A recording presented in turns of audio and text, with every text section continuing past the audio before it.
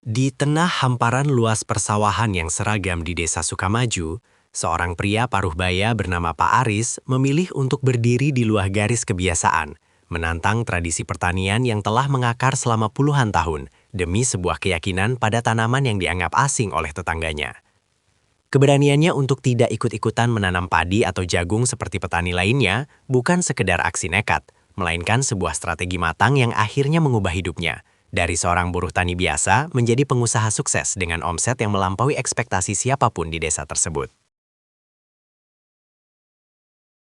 Matahari baru saja menampakkan semburat jingganya di ufuk timur ketika Pak Aris sudah berada di lahan seluas 1 hektar miliknya.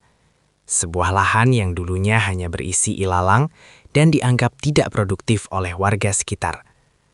Udara pagi yang dingin dan lembab di lereng perbukitan itu biasanya hanya diisi oleh suara cangkul petani padi yang bersiap turun ke sawah. Namun, di lahan Pak Aris suaranya berbeda. Tidak ada gemericik air irigasi yang mengalir deras ke petak-petak sawah, melainkan kesunyian yang dalam di antara barisan pohon pelindung yang tertata rapi. Pak Aris adalah sosok pria dengan garis wajah yang tegas, kulitnya legam terbakar matahari, dan tangannya kasar penuh kapalan, sebuah tanda nyata dari kerja keras selama puluhan tahun. Selama hampir 2 dekade, dia hidup seperti petani lainnya, menggantungkan nasib pada harga gabah yang seringkali tidak menentu, terjepit di antara biaya pupuk yang terus meroket dan tengkulak yang menekan harga di titik terendah. Namun, sebuah momen titik balik terjadi 3 tahun yang lalu, ketika dia melihat rekan-rekan sesama petaninya menangis meratapi panen raya yang gagal total akibat serangan hama wereng yang masif. Saat itu, Pak Aris menyadari bahwa mengikuti arus bukanlah jalan menuju kesejahteraan, melainkan jalan menuju ketidakpastian yang berulang. Dengan model sisa tabungan yang pas-pasan dan keberanian yang dikumpulkan dari rasa lelah akan kemiskinan, dia memutuskan untuk mencari jalan lain. Dia mulai mempelajari tentang tanaman langka yang memiliki nilai ekonomi tinggi, namun jarang dilirik karena proses perawatannya yang dianggap rumit dan membutuhkan kesabaran ekstra. Pilihan Pak Aris jatuh pada Mamey sapote, sebuah varietas sawo raksasa asal Meksiko, serta integrasi dengan tanaman vanila atau yang sering dijuluki sebagai emas hijau. Keputusan ini segera menjadi buah bibir di warung kopi desa. Tetangga-tetangganya, termasuk Pak Tejo yang merupakan tokoh petani senior di sana, seringkali melempar sindiran halus maupun terang-terangan. Mereka menganggap Pak Aris sedang berhalusinasi karena menanam buah yang bahkan namanya saja sulit diucapkan oleh lidah orang desa. Mereka meragukan apakah tanaman itu bisa tumbuh di tanah mereka, dan lebih dari itu, mereka meragukan siapa yang akan membeli buah aneh tersebut nantinya. Namun, Pak Aris hanya membalas keraguan itu dengan senyuman tipis dan kerja keras yang semakin berlipat ganda. Setiap pagi, dia secara telaten memeriksa setiap jengkal batangnya, memastikan kelembaban tanah tetap terjaga dengan pupuk organik cair yang dia racik sendiri dari limbah kotoran ternak dan tetes tebu. Dia tidak menggunakan pestisida kimia yang mahal, melainkan memanfaatkan agen hayati untuk menjaga keseimbangan ekosistem di lahannya. Baginya, setiap bibit yang dia tanam adalah harapan yang sedang dia rawat dengan penuh kasih sayang. Tahun pertama adalah masa-masa yang paling berat bagi Pak Aris dan istrinya, Bu Sumi. Tidak ada penghasilan yang masuk dari lahan tersebut, sementara tabungan mereka terus menipis untuk biaya perawatan dan kebutuhan sehari-hari. Bu Sumi terkadang harus bekerja sampingan menjadi buruh cuci di desa tetangga untuk menambal kebutuhan dapur. Namun dia tidak pernah sekalipun mengeluh atau meminta suaminya menyerah. Dia percaya pada visi suaminya, yang setiap malam selalu bercerita tentang bagaimana tanaman itu akan mengubah masa depan anak-anak mereka. Pak Aris menghabiskan waktu berjam-jam di bawah terik matahari, melakukan teknik kawin suntik atau penyerbukan manual pada bunga-bunga vanila yang hanya mekar selama beberapa jam di pagi hari. Jarinya yang besar dan kasar harus bergerak dengan sangat presisi, selembut mungkin agar tidak merusak putik bunga yang rapuh. Ini adalah pekerjaan yang membutuhkan kesabaran tingkat tinggi, sesuatu yang jarang dimiliki oleh petani yang terbiasa dengan pola tanam instan. Sementara itu, pohon mame sapote miliknya mulai tumbuh besar. Daunnya hijau berkilau tertimpa cahaya matahari, memberikan keteduhan bagi tanaman vanila yang merambat di bawahnya. Pak Aris menciptakan sebuah sistem pertanian terintegrasi yang cerdas, di mana setiap tanaman saling mendukung satu sama lain. Pohon pelindung memberikan naungan yang dibutuhkan vanila agar tidak terbakar matahari. Sementara mulsa dari daun-daun kering menjaga suhu tanah tetap stabil. Detail-detail kecil seperti ini seringkali diabaikan oleh petani lain. Namun bagi Pak Aris, inilah kunci dari keberhasilan tanaman langka. Dia bahkan mencatat setiap perkembangan tanamannya dalam sebuah buku saku usang, mulai dari kapan bunga pertama muncul hingga bagaimana reaksi tanaman terhadap perubahan cuaca. Ketekunan ini perlahan mulai membuahkan hasil ketika memasuki tahun kedua. Pohon mame sapotenya mulai menampakkan bakal buah yang unik, besar dan berwarna coklat kasar di bagian kulitnya. Meskipun buah ini membutuhkan waktu hampir 1 tahun dari bunga hingga matang sempurna, Pak Aris tidak merasa terburu-buru. Dia tahu bahwa kualitas adalah segalanya di pasar tanaman langka. Dia mulai membangun jaringan melalui media sosial, mengunggah foto-foto perkembangan kebunnya di grup-grup komunitas pecinta buah eksotis dan eksportir rempah. Tanpa disangka, unggahannya menarik perhatian seorang kolektor buah dari Jakarta dan seorang agen eksportir vanila yang sedang mencari pasokan berkualitas tinggi. Mereka terkesan dengan cara Pak Aris merawat kebunnya yang sangat organik dan terstruktur. Memasuki tahun ketiga, suasana di lahan Pak Aris berubah total dari yang dulunya sunyi menjadi pusat perhatian. Buah mame sapote yang sudah matang sempurna mulai dipanen.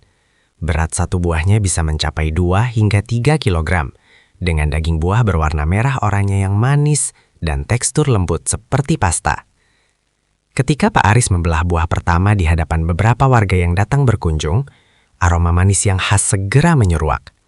Rasanya yang unik, perpaduan antara ubi manis, pepaya, dan sedikit sentuhan rasa almond, membuat siapapun yang mencicipinya terkesima.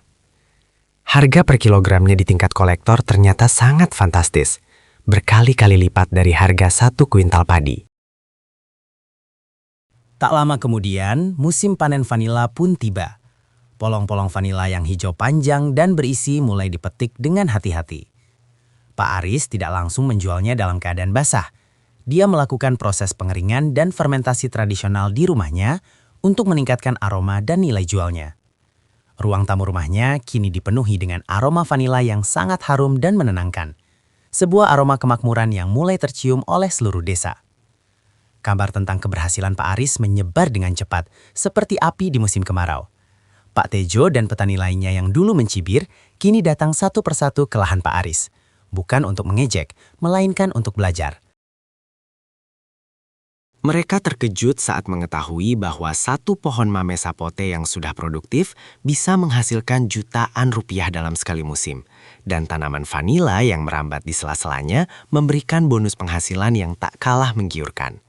Pak Aris menyambut mereka dengan tangan terbuka. Tidak ada rasa dendam atau kesombongan dalam dirinya. Dia justru dengan sabar menjelaskan teknik-teknik penanaman, cara pembuatan pupuk organik, hingga bagaimana cara memasarkan produk ke pasar yang lebih luas. Dia ingin desanya tidak lagi hanya dikenal sebagai penghasil padi yang harganya sering dipermainkan, tetapi menjadi pusat tanaman langka yang bernilai tinggi. Keberhasilan finansial Pak Aris terlihat jelas dari perubahan fisik rumahnya dan kesejahteraan keluarganya. Dia kini mampu merenovasi rumahnya yang dulu bocor, membelikan sepeda motor baru untuk transportasi ke kebun, dan yang paling membanggakan baginya adalah mampu membiayai kuliah anak sulungnya di Fakultas Pertanian, sebuah universitas negeri ternama. Pak Aris ingin anaknya memiliki ilmu pengetahuan yang lebih modern untuk menyempurnakan apa yang telah dia mulai secara otodidak. Namun bagi Pak Aris, kekayaan materi bukanlah pencapaian tertingginya. Kepuasan batin yang dia rasakan saat melihat tanaman yang dulu diragukan kini tumbuh subur dan memberikan manfaat bagi banyak orang adalah sesuatu yang tidak bisa dinilai dengan uang.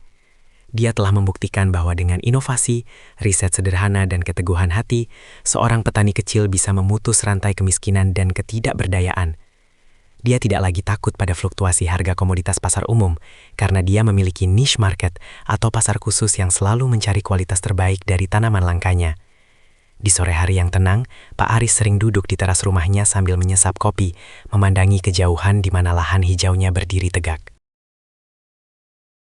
Dia merenungkan betapa banyak orang yang terjebak dalam zona nyaman dan ketakutan untuk mencoba hal baru hanya karena takut dianggap berbeda atau takut gagal. Padahal, di balik risiko yang besar, terdapat peluang yang juga sangat besar bagi mereka yang mau belajar dan bersabar.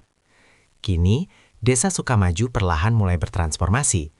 Beberapa pemuda desa yang dulunya memilih untuk merantau ke kota, kini mulai pulang dan melirik potensi lahan di desa mereka, terinspirasi oleh kesuksesan Pak Aris. Mereka mulai menanam berbagai jenis tanaman eksotis lainnya, seperti alpukat varietas unggul, anggur impor, hingga durian musangking. Pak Aris telah menjadi katalisator perubahan sosial di desanya, membuktikan bahwa keberanian untuk tidak ikut-ikutan adalah kunci untuk membuka pintu kesuksesan yang selama ini tertutup rapat. Kisahnya bukan hanya tentang bertani, tetapi tentang filosofi hidup, bahwa untuk mendapatkan hasil yang berbeda, kita harus berani melakukan cara yang berbeda pula. Dia tetaplah Pak Aris yang rendah hati, yang setiap pagi masih setia menyapa tanaman-tanamannya dengan penuh kasih, karena baginya, tanah tidak pernah berbohong. Apa yang kita tanam dengan penuh kesungguhan, itulah yang akan kita tuai dengan penuh kemuliaan. Perjalanan Pak Aris memberikan pelajaran berharga bagi kita semua, bahwa keterbatasan modal bukanlah penghalang utama, melainkan keterbatasan pola pikir dan keberanianlah yang seringkali menahan seseorang untuk maju. Dengan memanfaatkan informasi yang tepat dan melihat peluang di mana orang lain hanya melihat kesulitan, siapapun bisa menciptakan keajaibannya sendiri di bidang apapun yang mereka tekuni. Kini, setiap kali ada kunjungan dari Dinas Pertanian atau tamu dari luar kota, rumah Pak Aris selalu menjadi tujuan utama. Mereka ingin melihat langsung bagaimana sistem tumpang sari antara pohon mame sapote dan vanila itu bekerja dengan sangat efisien. Pak Aris dengan senang hati menunjukkan buku catatan usangnya, berbagi resep pupuk alaminya, dan menceritakan jatuh bangunnya selama 3 tahun pertama yang penuh tantangan. Dia menekankan bahwa tidak ada keberhasilan yang instan, semua membutuhkan proses panjang yang harus dinikmati setiap detiknya. Tanaman langka yang dia tanam kini bukan lagi sekadar tanaman, melainkan simbol perlawanan terhadap keputusasaan, dan bukti nyata dari kekuatan sebuah impian yang diperjuangkan dengan tindakan nyata. Di bawah naungan pohon-pohon besar di kebunnya, Pak Aris merasa telah menemukan jati dirinya yang sebenarnya. Bukan hanya sebagai seorang petani, tetapi sebagai seorang penjaga alam yang berhasil mengharmonisasikan antara kebutuhan ekonomi dan kelestarian lingkungan. Setiap buah yang dipetik dan setiap polong vanila yang dikeringkan adalah saksi bisu dari tetesan keringat dan doa-doa yang dipanjatkan di tengah malam yang sunyi. Masa depan bagi Pak Aris kini tampak secerah warna daging buah mame sapotenya, penuh harapan dan janji manis yang telah menjadi kenyataan berkat keteguhan hati untuk tidak pernah ikut-ikutan arus yang salah. Terima kasih telah menyimak kisah inspiratif tentang perjuangan dan keberanian Pak Aris dalam merintis jalan kesuksesan yang berbeda. Jika cerita ini memberikan Anda motivasi untuk berinovasi dan berani mengambil langkah baru, jangan lupa untuk menekan tombol subscribe dan klik like sebagai bentuk dukungan Anda terhadap konten-konten kisah kehidupan yang penuh makna seperti ini. Kami sangat ingin mendengar pendapat Anda, atau mungkin Anda memiliki pengalaman serupa dalam mencoba hal baru yang menantang arus. Silahkan tuliskan di kolom komentar, dan kami juga ingin tahu, dari daerah mana Anda sedang menonton video ini sekarang? Sampai jumpa di kisah luar biasa selanjutnya, yang akan terus memberikan inspirasi bagi kita semua.